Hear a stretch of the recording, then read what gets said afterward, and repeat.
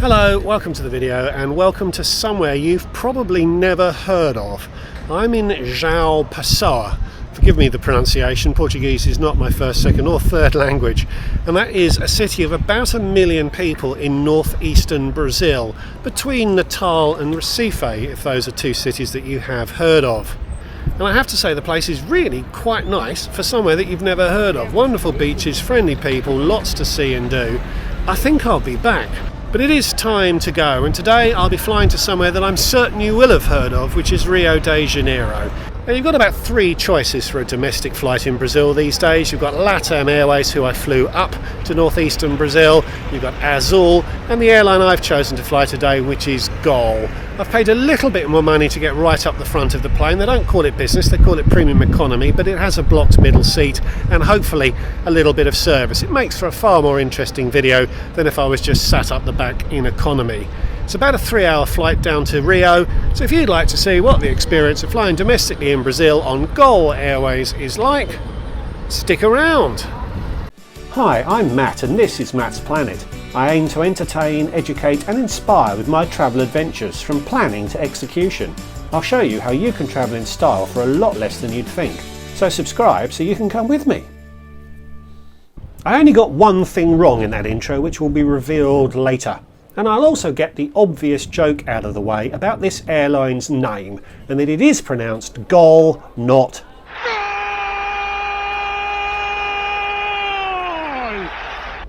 And they really do that on Brazilian TV too when someone scores. Anywho, into the airport, and for a smallish regional airport with less than 20 flights a day, it was fairly busy. I checked in online, but always like to have a physical boarding pass, and almost immediately found some kiosks where I was quickly and easily able to print one out. I scored 1 on the departure board game as I'd flown in through Sao Paulo. Brazil is a large country with a lot of domestic airports. There's not a great deal to detain you downstairs at Joao Pessoa Airport, and even though I'd been briefed that there wasn't much more airside, I decided to head straight through security. There were actually a few options for a snack upstairs. A boarding pass check, but the observant will notice no physical gates, just an agent monitoring people. Not sure that's foolproof from a security perspective. And again, I was lucky to find virtually no one at security. The tents are barriers, once again, suggesting that it can take a while here. Through to the departures area where another couple of food options were available. My ticket didn't afford me lounge access, but that's a moot point at Joao Pessoa Airport anyway, in that there aren't any lounges. I don't think there was a lounge in Luxor Airport in Egypt, and there certainly wasn't one in the part of Zanzibar Airport I transited, but apart from them, I can't remember another airport I've covered on this channel that doesn't even have a lounge. It was comfortable enough though, and I didn't have that long to wait before boarding. I was able to see our plane arrive, and then boarding began suspiciously quickly. I had bought into Gol's most premium seats on this flight, but was allocated to boarding group 2. Lots and lots of people self-identified as needing more time to board, so we're using that priority lane. Now, I would never challenge anyone's need for assistance, but I reckon about 50 people jumped the boarding queue by using this lane. Once the handful of Group 1s were checked through and the Group 2s ahead of me, we were buffered in this area. It was #boarding not boarding, but it was quite well designed and it was actually quite an effective way of processing people. Air conditioned too. You can see the 50 or 60 people who'd used the assistance lane, and whilst I'm well aware that people can have hidden disabilities, hey, I have a moderate to severe hearing loss, which is a fairly well hidden disability myself, I'd suggest that quite a few of these people were just taking advantage of the system to beat everyone else to the overhead bins. We weren't stood for long before the next buffering milestone was achieved, which was a snake of people queuing across the apron. You can see the ground handlers passing with the bags of those who decided not to cheat the system by jumping the queue, who'd then been punished by being forced to check their hand luggage.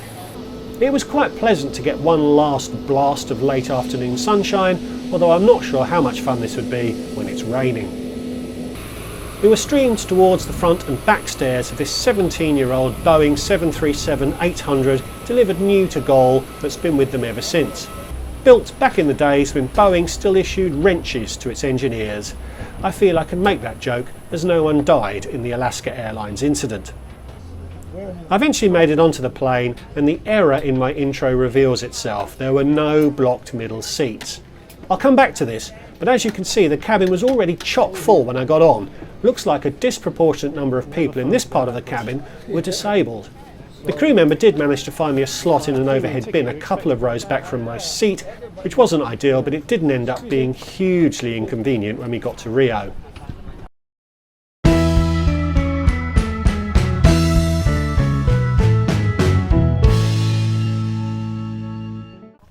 A tray table, and I'm guessing 31 inches of legroom.